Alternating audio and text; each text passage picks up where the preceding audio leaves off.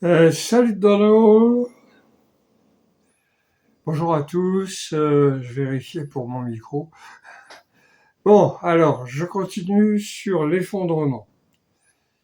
Si j'ai le temps, je passe après sur un autre truc, mais pas sur cette vidéo-là, sur une autre. Alors, pourquoi tout donne l'impression de partir en vrille en même temps? Parce que si on observe, si on regarde ce qui se passe, si on est un petit peu curieux, voilà. Euh, on s'aperçoit que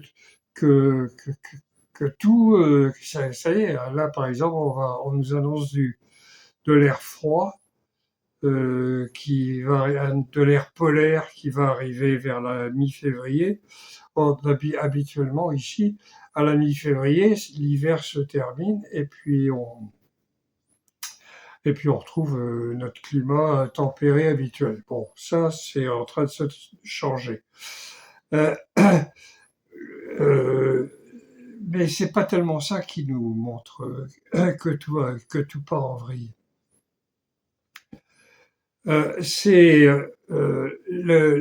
alors, la politique mondiale où tout le monde est prêt à s'entretuer, à se balancer des bombes nucléaires sur le coin de la figure. Et, euh, et puis, on ne sait pas, on ne comprend pas toujours forcément les vraies raisons. Elles sont bon, quand même relativement simples. C'est toujours des raisons économiques parce que on a besoin de pétrole, on a besoin de gaz, on a besoin d'eau, enfin de tout, de l'énergie. Euh, et, euh, bah, ça commence à manquer. Donc, quand on sait que dans un coin, il y a des grosses réserves de pétrole, hop, on déclenche une guerre et, euh, et on met la main sur le pétrole. Bon, c'est ce qui s'est passé au Venezuela, c'est ce qui va se passer probablement en Iran. Euh, tout le reste, c'est du baratin. Quand on vous dit que c'est pour le, que c'est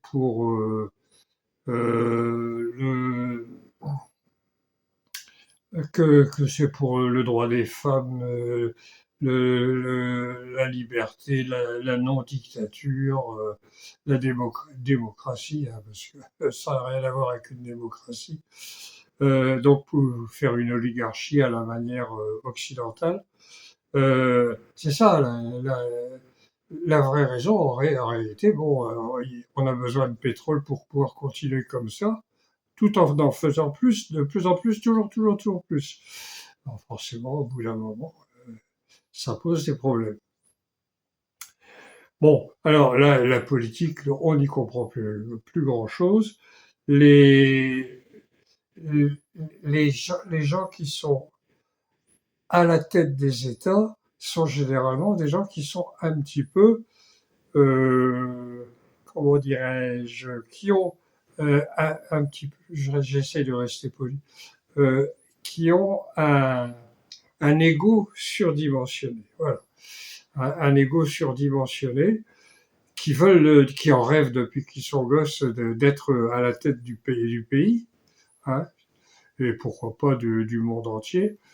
Vous savez, les fameux maîtres du monde qu'on voyait dans les films dans le temps où il y avait toujours un gars qui était un peu fêlé et qui faisait des trucs abominables parce qu'il voulait devenir le maître du monde.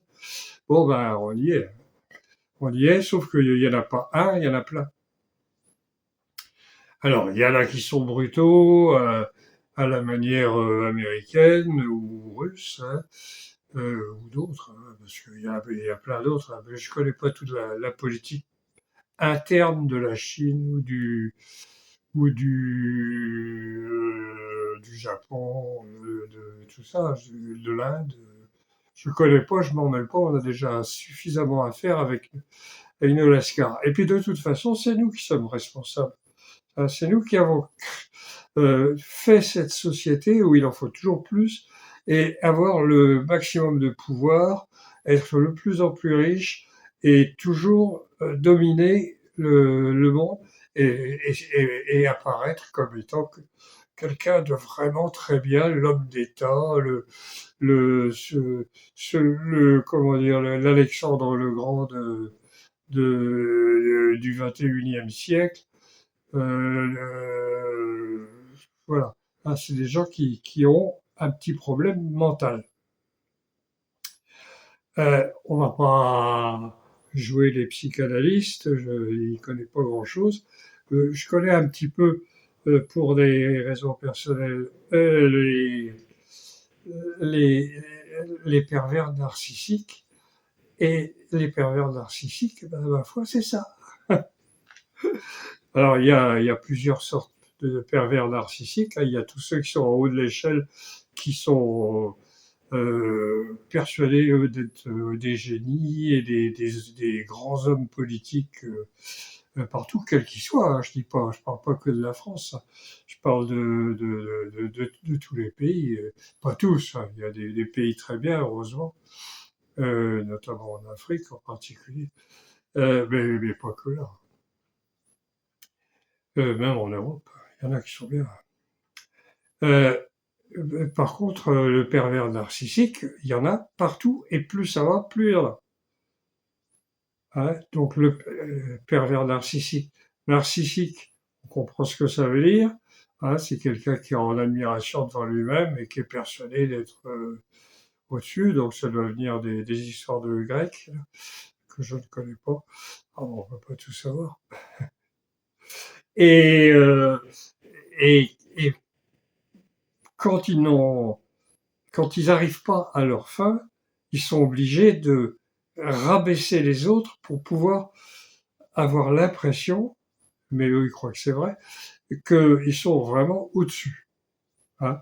Donc on a les hommes d'État, mais on a aussi dans les familles ordinaires, pauvres ou simples, des gens des gens qui sont prêts à s'acharner sur leur femme ou l'inverse, ou la femme qui s'acharne sur le mari, ou sur les enfants, c'est plus facile, tant qu'ils sont petits. Après, ça peut créer des dégâts, etc. Donc, ça se répand. Hein.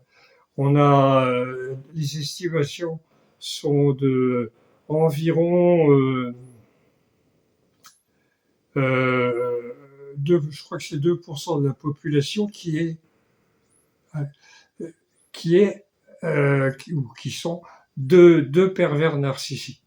Hein, 2% de la population est pervers narcissique. Ce qui fait que sur 68 millions d'individus, ça en fait pas mal. Je vous laisse faire le calcul. Et, euh, euh, et chaque pervers narcissique fait en moyenne 3 victimes. Ça, c'est pour ceux du bas. Ceux qui sont en haut, alors là, les victimes, ils s'en foutent. Hein, on peut balancer des bombes nucléaires, il y a plein de morts et tout, les gens meurent de faim et tout ça. Ils n'ont rien à foutre. Rien. Hein. Tant qu'eux, ils sont au-dessus des lois, au-dessus de tout. Voilà, donc ça, donc l'économie qui s'écroule parce que il y a de l'inflation et puis que un jour ou l'autre, à force d'avoir financiarisé le d'avoir financiarisé toute l'économie, un jour ou l'autre, tout va s'écrouler. Ça, c'est sûr. Alors là, bon, alors vous avez bien entendu le climat, à la fonte des glaces, l'élévation du niveau de la mer, qui peut être brutale. Et alors là, on est dans ce cas-là, dans une sacrée mouise, pour être poli. Et, euh, et même si c'est pas brutal, de toute façon, ça arrive, hein, puisque le Groenland et l'Antarctique fondent, et puis beaucoup plus vite que ce que les experts avaient estimé. Donc, il va falloir adapter les ports, il va falloir se mettre à faire peut-être moins de navigation maritime, ou plus du tout d'ailleurs, si c'est brutal. Et comme le kérosène qui fait tourner les avions, il arrive par voie maritime, il va y avoir des petits problèmes. Voilà. Donc j'arrête là. Je vous dis, c'est ça, la politique, les santé mentale, où on a des gens qui sont prêts à tout pour briller. Hein. Il y en a qui sont orange, il y en a d'autres qui sont habillés tout en costard bleu. Méfiez-vous, c'est les pires. Euh, et ça plus donc le climat, l'économie, la santé mentale, avec tous ces malades mentaux là. Voilà, c'est notre situation actuellement. Bon, j'arrête là. Voilà. À bientôt pour une autre vidéo.